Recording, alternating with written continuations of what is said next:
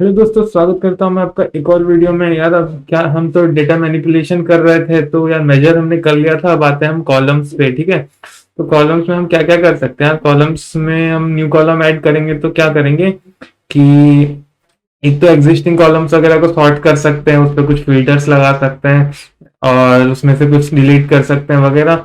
बाकी है कि हम न्यू कॉलम ऐड कर सकते हैं। ठीक है, न्यू कॉलम ऐड करेंगे तो यार हम क्या कर सकते हैं, कोई ऑलरेडी एग्जिस्टिंग कॉलम का डुप्लीकेट कर सकते हैं। ठीक है, डुप्लीकेट कर सकते हैं उससे।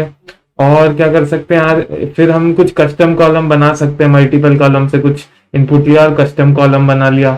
ठीक है, और हम एक चीज ये कर सकते हैं, कंडीशनल कॉलम बना सकते हैं। ये मैं देख लेंगे कि कंडीशनल कॉलम क्या एक्चुअली में होता है। ज्यादा आप नाम पे मत जाना, मैं अभी यहाँ पे बता दे रहा हूँ कि 3-4 तरह के होंगे। थोड़ा अलग अलग फंक्शन होगा, नाम से कोई फर्क नहीं पड़ता, आप यूज करना सीख जाओ तो ठीक है। कंडीशनल में क्या है यार, इफ एल्स कंडीशन लगा देंगे। अगर मान लो कि ऐसा हुआ ना कि कुछ कॉलम एक एग्जिस्टिंग है जिसमें पैसे लिखे हुए हैं, तो आपने क्या किया, एक और कॉलम बनाया जो कि कैटेगरी काउंट करता है, मतलब इनकम है कहीं, और दूसरा क्या करता है, एक इनकम की कॉलम पड़ी हुई है। ठीक है, आप नया कर रहे हो एक क्लास करके। ठीक है, मिडिल क्लास है, हाई क्लास है बंदा, इनकम के बेसिस पे ऐसे कर रहे हो। तो किसी की अगर 5 की इनकम है तो आप उसको मान रहे हो कि ये एक लाख को बिलोंग करता है। किसी की 10 के है तो आप बोल रहे हो कि बी को बिलोंग करता है। किसी की 12 है तो ये बी को बिलोंग करता है। ऐसे तो क्या एक क्राइटेरिया मान लिया कि 5 के या 5 के से कम होगा तो 1 लाख का हो जाएगा, 10 के या 10 के से ज्यादा होगा तो बी क्लास का हो जाएगा। तो ये जो कॉलम नया बनाया ना अपने क्लास, तो ये कंडीशनल कॉलम से बन सकता है। ठीक है, कंडीशन लगा दो कि 5 के से नीचे हुआ, मतलब 10 के से ऊपर हुआ तो बी क्लास, 10 के से नीचे हुआ तो 1 लाख का हो गया वो। ऐसे करके पूरी कॉलम बन जाएगी इसके बेसिस पे, इनकम वाले के बेसिस पे। ठीक है, तो ये कंडीशनल कॉलम हो जाएगा। और कस्टम कॉलम अभी बनाएंगे, और डुप्लीकेट तो यार बस डुप्लीकेट कर दो, कॉपी बन जाएंगी। फिर अगर आपको छेड़खानी करनी है उस कॉलम के साथ, इसलिए आप डुप्लीकेट बनाओ, फिर उसके साथ कुछ करना है तो करो। ऐसे करते हैं। तो ठीक है, अब चाहे पावर बीआई पे चलते हैं और कुछ करके देखते हैं। तो यार मैं तो यहाँ पावर बीआई डेस्कटॉप पे आ गया हूँ। मैं यहाँ पर भी एक न्यू कॉलम ऐड कर सकता हूँ, लेकिन ये राइटर डेक्स एक्सप्रेशन बोल रहा है। इसका मतलब कि यार मैं यहाँ पे फॉर्मूला मेरे को लिखना पड़ेगा इस बार में। तो एक बार करके ही देख लेते हैं, कुछ हल्का सा फॉर्मूला लिख लेता हूँ। जैसे मेजर के लिए लिखा था ना मैथमेटिकल फॉर्मूला, वैसे ही लिखना पड़ेगा। सॉरी, मैंने यहाँ टेबल पे क्लिक कर दिया, इसको कैंसिल कर देते हैं। ठीक है, तो आ गए हम इस पे। अब इसमें करता है एक न्यू कॉलम ऐड। अब यहाँ पे ये फॉर्मूला लिखने को कहेगा, तो यहाँ से मैं कॉलम का नाम कर देता हूँ, क्या करूँ, हाईएस्ट, हाईएस्ट नहीं, सम ऑफ ऑल हाई, ऐसा कर लेते हैं। फॉर्मूला डाल देते हैं सम। सम किसका यार, सम ये टेबल का नाम, और हमें कॉलम स्पेसिफाई करना होता है सम वाले में। तो ये क्या, न्यू फोल्डर का हाई वाले का जो सम आएगा ना, उसी को डाल देंगे पूरे कॉलम में थ्रू आउट द वैल्यू। कुछ भी होगा, जो आपको जैसा कॉलम बनाना है उस हिसाब से होगा। उसका नाम आ गया। तो ये जो हाई वैल्यू है ना, इस पूरे का सम जो है ना वो यहाँ पे आएगा, और सम एक ही निकल के आएगा ना, तो इसलिए पूरे उसमें सारे रोज में वही भर गए हैं। ठीक है, तो ये न्यू कॉलम यार यहाँ पे बन गया। दूसरा एक तरीका क्या है, अपना होम पे जाओ यार, फिर ट्रांसफॉर्म डेटा करो, जिससे खुलेगा अपना पावर क्वेरी एडिटर। अब जो मैं बोल रहा था ना 3 तरह के कॉलम बना सकते हैं वगैरह वगैरह, वो सब बन जाएंगे यहाँ पर। यार ये मैं क्या करता हूँ यार, यहाँ ऐड कॉलम में जाओ, इधर तो एक अलग टैब ही दे रखा है ऐड कॉलम का। तो इसमें क्या है, इंडेक्स कॉलम, इंडेक्स कॉलम, हाँ ये भी मैं बताना रह गया। इंडेक्स कॉलम मैंने क्या कहते हैं, जो 1 2 3 4 ये नंबर दे रखे हैं ना, मैं चाहूँ तो ऐसा ही इंडेक्स कॉलम भी बना सकता हूँ। ठीक है, इस पर अगर मैं नीचे क्लिक करूँ तो इसमें ये पूछता है आपको 0 से इंडेक्सिंग शुरू करनी है या 1 से इंडेक्सिंग शुरू करनी है। मैं कस्टम भी दे सकता हूँ। ठीक है, कस्टम में क्या होगा, आप स्टार्टिंग पॉइंट बता दोगे और इंक्रीमेंट कितने का हो रहा है बता दोगे। मान लो कि मेरे को सिर्फ इवन नंबर ही प्रोवाइड करना है, तो मैं कस्टम पे क्लिक करता हूँ, इवन नंबर प्रोवाइड करना, स्टार्टिंग फ्रॉम 2 हो गया, इंक्रीमेंट भी 2 2 का होगा। अब ओके कर दूंगा तो एक इंडेक्स करके कॉलम बन जाएगा, जो सबको इवन नंबर ऐसे से रो वाइज पूरा इंक्रीमेंट दे दिया। ये इंडेक्सिंग करने के काम आता है, नंबर्स प्रोवाइड करो, 0 से 1 से कुछ शुरू करो, सब हर एक रो को एक एक नंबर देते जाओ। ये सीन हो गया, इंडेक्स कॉलम कर लिया आपने। फिर आता है यार ये कस्टम कॉलम, ये काफी काम का आता है। तो ये देखो यार कस्टम कॉलम। ठीक है, तो मैं यार मैं कस्टम कॉलम का नाम डाल देता हूँ कि क्या है, डिफरेंस करके डाल देते हैं। ठीक है, डिफरेंस। अब देखो यहाँ पे आता है कस्टम कॉलम का फॉर्मूला लिखना है। तो यार ये देखो, ये सारे अवेलेबल कॉलम्स हैं, इनके बेसिस पे मैं बना सकता हूँ। क्योंकि मैं मैथ्स वैथ्स करने जा रहा हूँ तो यार मैं नेम और इन सब कॉलम का तो यूज करूंगा नहीं। तो ये जो अपना क्या ना, ये डिफरेंस कॉलम में मैं क्या चाह रहा हूँ यार, हाई और लो का जो डिफरेंस है ना एक दिन का, वो पता चले कितना मतलब उछला है, कितना चेंजेस हुआ है ना, जो मॉड्यूलस कह लो। ठीक है, मतलब हाई और लो में कितना डिफरेंस हुआ है ये मैं देखना चाहता हूँ। तो यहाँ पे हाई पे क्लिक करके इंसर्ट कर दिया, और इसके बाद हाई माइनस लो का, ठीक है, फिर माइनस लगा के अब लो पे कर दिया। तो ये यार देखो यहाँ पे नीचे क्या है ना, ये आ जाता है अपना एरर चेकिंग के लिए। यहाँ पे आ नहीं रहा, ठीक है यार। तो यहाँ नीचे क्या है ना, एरर का आ जाता है कि अगर एरर हो कुछ फॉर्मूले में तो बता देता है। तो यहाँ बता रहा है नो सिंटेक्स एरर, मतलब ठीक है ये काम करेगा। तो ये हाई और लो कर क्या रहा है कि ये जो अपना हाई कॉलम है और लो कॉलम है, इनके बीच का डिफरेंस निकाल रहा है। मतलब हर रो के लिए ये हाई की जो वैल्यू है, लो की जो वैल्यू है, उनको कैलकुलेट करेगा, माइनस कर देगा, और जो नया कॉलम है डिफरेंस उसमें डाल देगा। ओके कर देते हैं, ठीक है। फिर देखो हाई और लो का डिफरेंस का पूरा कॉलम बन गया अपना एंड में, ठीक है। तो यार एक बार हाइलाइटर में देख लेता हूँ काम क्यों नहीं कर रहा।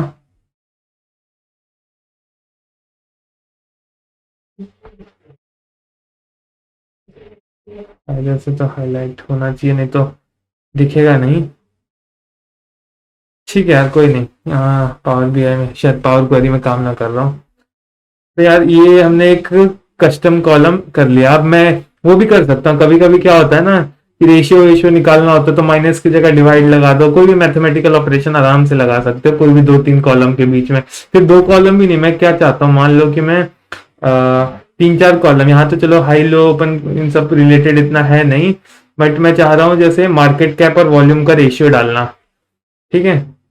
एक उसका कितना कॉस्ट है इस निकालने के लिए। तो मैं नेम डाल देता हूँ इस कॉलम का, रेशियो कुछ भी डाल सकते हो अपने हिसाब से। मार्केट कैप डबल टैप करने से भी ये आ जाता है, और इंसर्ट करने से भी। फिर मैं डालता हूँ मार्केट कैप डिवाइड बाय क्या, वॉल्यूम। इंसर्ट कर दिया, ओके कर दिया, ठीक है। तो ये पर यूनिट मार्केट कैपिटलाइजेशन कितना है वो आ गया। तो ऐसे करके भी हम कंडीशनल कॉलम बना सकते हैं, मतलब कस्टम कॉलम बना सकते हैं, ठीक है। और देखो यार अब मैं क्या करता हूँ, डुप्लीकेट कॉलम की तो यार कुछ है नहीं। मतलब मान लो कि मेरे को ये डिफरेंस को डुप्लीकेट करना है, यहाँ पे इसको सिलेक्ट किया और जाके डुप्लीकेट पे क्लिक कर दिया, तो उसकी कॉपी बन गई। अब मुझे कुछ छेड़खानी करनी हो या कुछ करना हो तो मैं कर सकता हूँ यहाँ। और एक और चीज यार देखो, अब कि मैंने क्या किया, रेशियो में बांट दिया, उसके बाद मैं इसको असेंडिंग या डिसेंडिंग सॉर्ट भी कर सकता हूँ। असेंडिंग ऑर्डर में करके देख लेते हैं, ये रहा। फिर यहाँ छोटा सा एक फील्ड बना के आ जाएगा एरो, आपने किस ऑर्डर में सॉर्ट किया हुआ है। डिसेंडिंग करोगे तो छोटा सा डाउनवर्ड एरो आ जाएगा, ठीक है। यार यहाँ कहीं डिवाइड बाय जीरो हुआ होगा इसीलिए इन्फिनिटी, देखा वॉल्यूम वगैरह जीरो में था ना, तो जीरो के इसको ऑटोमेटिक हैंडल नहीं कर रहा है, इन्फिनिटी लिखा आ जा रहा है, ठीक है। बट ये मान रहा है कि इन्फिनिटी सबसे बड़ा है और उसको वो कर दिया है इसने, डिसेंडिंग ऑर्डर में आगे रख दिया है। और हम कुछ इधर फिल्टर्स भी लगा सकते हैं, ठीक है, कि हम पर्टिकुलर कुछ वैल्यूज देखना चाहें। ये क्लियर सॉर्ट कर दिया तो सॉर्टिंग क्लियर हो जाएगी। फिर अब देखते हैं यार ये कंडीशनल कॉलम का सीन। तो कंडीशनल कॉलम में मैं क्या देखना चाहता हूँ कि यार अगर ठीक है, क्या करूँ यार, कंडीशनल कॉलम पे ऐसे क्लिक करते हैं। अब ये कंडीशन पूछेगा, कॉलम का नाम दो पहले, ठीक है। अपन कंडीशनली दे देते हैं, कंडीशनल। फिर उसके बाद कॉलम नेम, इफ कौन सा कॉलम नेम, इफ रेशियो पे क्लिक करता हूँ। रेशियो कहाँ है, ये रेशियो इज, अब operator greater than equal to less than equal to, ठीक है। तो क्या हुआ, if ratio is greater than equal to, किससे बड़ा हो अपना, अगर रेशियो में 50 से बड़ा हो ना, ऐसा ही कंडीशन खुद से दे रहा हूँ, तो आउटपुट क्या देगा, आउटपुट ये दे देगा यार कि ग्रेटर देन 50, ठीक है। ग्रेटर देन और इक्वल टू है, ग्रेटर देन और इक्वल 50, ठीक है। ये इफ क्लॉज आ गया, अब एल्स आ जाएगा इसमें। मैं मल्टीपल इफ भी दे सकता हूँ, ठीक है। मल्टीपल उसके लिए यहाँ पे सिर्फ इफ एल्स दे देता हूँ, ठीक है। तो एक और दे ही देता है यार, एक ही बार बता रहा हूँ। तो एल्स इफ ये रेशियो पे चलते हैं, ग्रेटर देन और इक्वल टू 50 है, अब ये ग्रेटर देन और इक्वल टू 100 है, ठीक है 100 है, तब क्या प्रिंट होना चाहिए, ग्रेटर देन 100, ठीक है, ग्रेटर देन ही कर लेते हैं, ठीक है। अगर ये दोनों केस में कुछ नहीं हुआ, 50 से भी बढ़ानी है 100 से भी बढ़ानी है, तो प्रिंट करा दूंगा लेस देन 50, ठीक है, ओके मार देते हैं। यार ये देखो कॉलम बन गया। अब देखो ध्यान से, ये 52 क्या है, 52 से अब 3 हमारी कैटेगरी बन चुकी है, देखो कौन सी 3 कैटेगरी क्या बन गई अपनी। एक मैंने क्या किया, ग्रेटर देन 50 डाला, ग्रेटर देन इक्वल टू 50, एक ग्रेटर देन 100 डाला था, और एक क्या एल्स लिख दिया था, ठीक है। तो यार इस कैटेगरी में आया तो ऐसे ग्रेटर देन 50 प्रिंट हो जाएगा, ठीक है। और अगर इस कैटेगरी में आ गया तो 100 प्रिंट हो जाएगा, मतलब ग्रेटर देन 100 प्रिंट हो जाएगा। तो यार इसका मतलब ये हुआ ना कि ये जो ऊपर वाली कैटेगरी है 50 से 99 के बीच ही काम कर रही है, मतलब 100 से लेस के लिए ही काम कर रही है। अगर मैंने चलो इसमें ग्रेटर देन लिखा है तो ये 50 से 100 के लिए काम कर रही है बस, ठीक है। यार नॉर्मल इफ एल्स स्टेटमेंट है, अगर आपको पता ना हो, ये प्रोग्रामिंग का थोड़ा मतलब बेसिक्स में आता है, अगर आपको पहले से कोई पता ना हो तो कोई बात नहीं, इतनी हल्की फुल्की तो आपको भी सीखी जाएंगे थोड़ी दिनों में। सर ये देखो, तो ये क्या किया, अब इसमें क्या हुआ ना, इस वाले कंडीशन और इस वाले को साथ में लगाने की वजह से इसमें हमारे पास सिर्फ ये 50 से 100 वाली कैटेगरी आ गई। जब इसके बीच नंबर हो तो वो ये वाले, इसका जो मैंने आउटपुट लिखा था कि ये प्रिंट करा दे वो करेगा, और 100 से कुछ बड़ा आ गया तो इसका आउटपुट जो मैंने प्रिंट कराया था कि ग्रेटर देन 100 वो प्रिंट करा दे। और अगर 50 से भी बड़ा, यानी 50 से 100 के बीच नहीं हुआ या 100 से बड़ा नहीं हुआ, यानी 50 से कम हुआ, ऑटोमेटिकली इसका इम्प्लीकेशन तो ये हुआ ना, तब जो एल्स में लिखा था ना मैंने वो प्रिंट हो जाएगा, ठीक है। बेसिक सा वो था। अब देख सकते हैं यहाँ पे, तो वही हुआ है। तो यार जहाँ पे देखो 52 था, 52 क्या है, 52 से 50 से 100 के बीच में, तो ग्रेटर देन और इक्वल टू 50 आ गया। 31 क्या है, 31 या 50 से कम है तो वही छप गया। ऐसे ही लेके चलते हैं, और 50 ही है यहाँ, तो एग्जाम्पल मिल जाए 100 से ऊपर का, कोई नहीं यहाँ से यार निकाल लेते हैं, टेबल ही हम सॉर्ट कर सकते हैं, तो क्या दिक्कत है, कोई 101 या कुछ कर लेता हूँ सॉर्ट, नहीं है क्या, कोई नहीं यार फिर होगा नहीं इतना बड़ा वैल्यू का। डिसेंडिंग ऑर्डर में सॉर्ट करके देखते हैं, देखो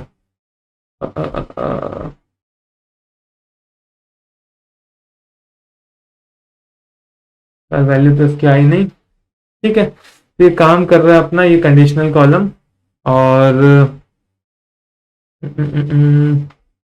इसको एडजस्ट कर सकता हूँ क्या मैं, यार यहाँ पे यार मैंने पहले ही बताया था जो हम करते रहते हैं वो आता रहता है। तो अगर कुछ सॉर्ट ठीक ठीक करना है तो इसमें जाके गियर आइकन पे क्लिक करो, तो वो आके डाउन, ओके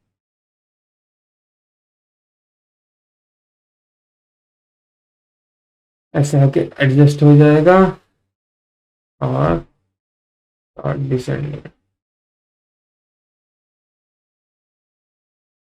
ठीक है ब्रो। हाँ ये देखो ग्रेटर देन 100 आ गया, ठीक है।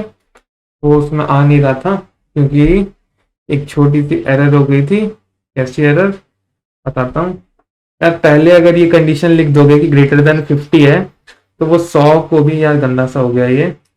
तो जो ग्रेटर देन इक्वल टू 50 वाली कंडीशन थी मैंने वो लिखी थी, फिर ग्रेटर देन 100 लिखी थी, फिर वो एल्स पार्ट था। तो जब पहले ही मैंने ये कंडीशन लिख दी तो अगर मान लो 101 आया होगा ना तो वो चेक करेगा यहाँ पर, हाँ यार ये तो 50 से बड़ा है, तो वो तो 50 का आउटपुट दे जाएगा जो भी इसका आउटपुट था। तो यहाँ तक तो पहुंचा ही नहीं कभी, तो इसीलिए इसको पहले लिखा।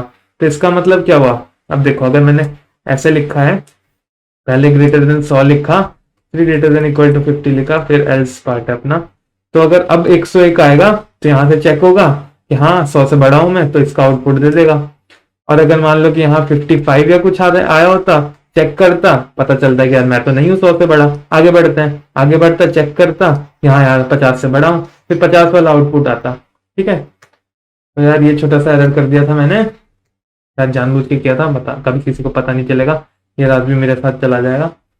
तो यार ये कर दिया हमने, और यार कॉलम में देखते हैं और क्या कर सकते हैं हम। कॉलम्स वगैरह तो नए कॉलम काफी कैलकुलेटेड कॉलम्स हम ऐड ही करते हैं, बेसिकली इसी पे सारी कैलकुलेशन ही करते हैं हम। ठीक है यार, इतनी काम की चीजें थी, और बाकी चीजें आप यहाँ कर सकते हो, वो थोड़ा थोड़ा एक्सप्लोर अपने हिसाब से। और ये देखो, ये राउंडिंग ऑफ वाला एक चीज बता देता हूँ। जैसे कि यार कितने डिजिट है, 30.1 2 3 4 8 9 9 8 डिजिट तक है, तो मैं इसको राउंड ऑफ कर सकता हूँ। ठीक है, राउंड ऑफ करके मैं प्रोवाइड करता हूँ यार कि 2 डेसिमल प्लेस तक राउंड ऑफ कर दे तू। यह करेगा ना, पॉइंट के बाद फिर 2 प्लेसेस तक राउंड ऑफ कर देगा। नहीं हुआ क्या? हो तो गया। राउंड ऑफ भी नहीं हुआ मेरे से है। हाँ, तो राउंड अप, अच्छा हाँ, नई कॉलम बन गई, सॉरी सॉरी, वही सोच रहा हूँ। ऐसे नहीं हुआ, जब राउंड ऑफ करते हैं तो नई कॉलम ही बना देता है। ये राउंड जो हमने पहले किया था ना अभी, तो उसको 2 डेसिमल प्लेसेस तक राउंड किया था हमने, 2 डाला था, तो ये हो गया वो 2 डेसिमल प्लेस तक राउंड। और जो एक था ना राउंड अप कर दिया, तो राउंड अप क्या करता है, सीलिंग करता है। सीलिंग मतलब यार जो डॉट के पॉइंट के बाद डेसिमल के बाद का जो है ना सब उड़ा देगा, और जो नंबर है ना उसके आगे पहुंचा देगा। मतलब 30.37 जैसे है वो 31 हो गया, उसका नेक्स्ट होल नंबर। और अगर राउंड डाउन करूं तो 30.31 का 30 कर देगा। ठीक है, मतलब पिछला जो होल नंबर था, मान लो आपका डेसिमल नंबर है तो 30.11.06, तो उसका नेक्स्ट नंबर क्या है, होल नंबर, वो है 12। अब प्रीवियस होल नंबर क्या है, 11। 11 12 के बीच में है ना, तो एक 11 हो गया, एक 12 हो गया, तो इसको राउंड अप करूंगा तो 12 हो जाएगा, राउंड डाउन करूंगा तो 11 आ जाएगा। नया कॉलम बन गया ये। ठीक है, ठीक है यार, इस वीडियो में बस इतना ही, और आगे देखते हैं दूसरी वीडियो में कि और हम डेटा मैनिपुलेशन में और क्या क्या चीजें इस्तेमाल करते हैं।